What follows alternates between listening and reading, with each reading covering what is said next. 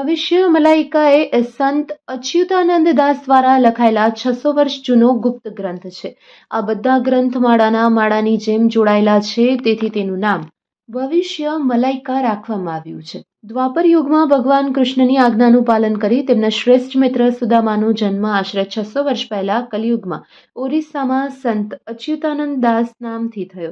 તેમણે આશરે 1,85,000 ગ્રંથની રચના કરી. આ બધા ગ્રંથ માળાની જેમ જોડાયેલા છે, તેથી તેનું નામ ભવિષ્ય મલાઈકા રાખવામાં આવ્યું. આ ગ્રંથ મુજબ તે વિશ્વમાં બનનારી ઘટનાઓનું સચોટ વર્ણન કરે છે, જેમ કે વિશ્વની ભૌગોલિક પરિસ્થિતિમાં ફેરફાર, ઋતુચક્રમાં ફેરફાર, માનવ સમાજનું પતન, 64 પ્રકારના રોગચાળા, દુષ્કાળ, ભૂકંપ, ભૂસ્ખલન, વાવાઝોડા અને પૂર. આ પુસ્તકમાં અગ્નિનો વિનાશ, પૃથ્વીનું તાપમાન અચાનક વધવું, જ્વાળામુખી ફાટી નીકળવું, પૃથ્વી પર ઉલ્કાઓ પડવી, હિમપ્રપાત પીગળવી અને ત્રીજા વિશ્વયુદ્ધ જેવી ઘટનાઓ ક્યારે અને કેવી રીતે બનશે તેનું સચોટ વર્ણન કરાયું છે.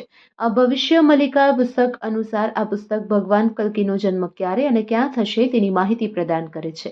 આ પુસ્તક વર્ણન કરે છે કે ભગવાન કલ્કી ધર્મની સ્થાપના કેવી રીતે કરશે અને તેમના ભક્તોનું ઉત્થાન કેવી રીતે કરશે.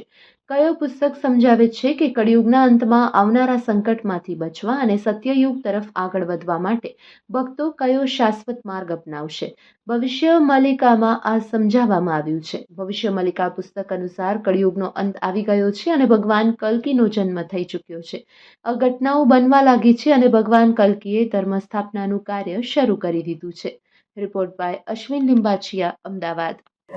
देखिए, इस समय हम कल्की धाम हमारे गुजरात के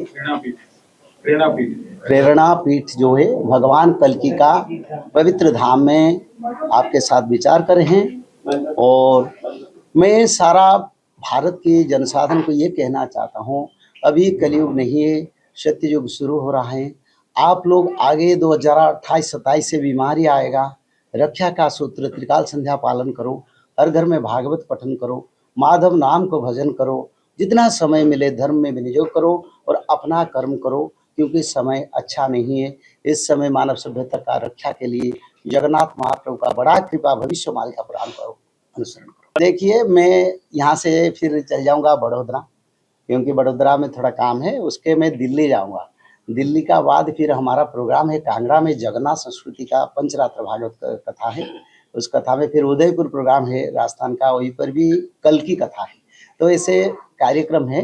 तो यहाँ साधु संतों से पहले से मैं मिल चुका हूँ और संपर्क में भी हूँ। हम जगन्नाथ क्षेत्र में एक संत सम्मेलन किए थे 2024 में सारे गुजरात से सबसे ज़्यादा संत गए थे और सभी संतों का कोऑर्डिनेशन में है, पर भगवान का इच्छा जो होगा वही होगा।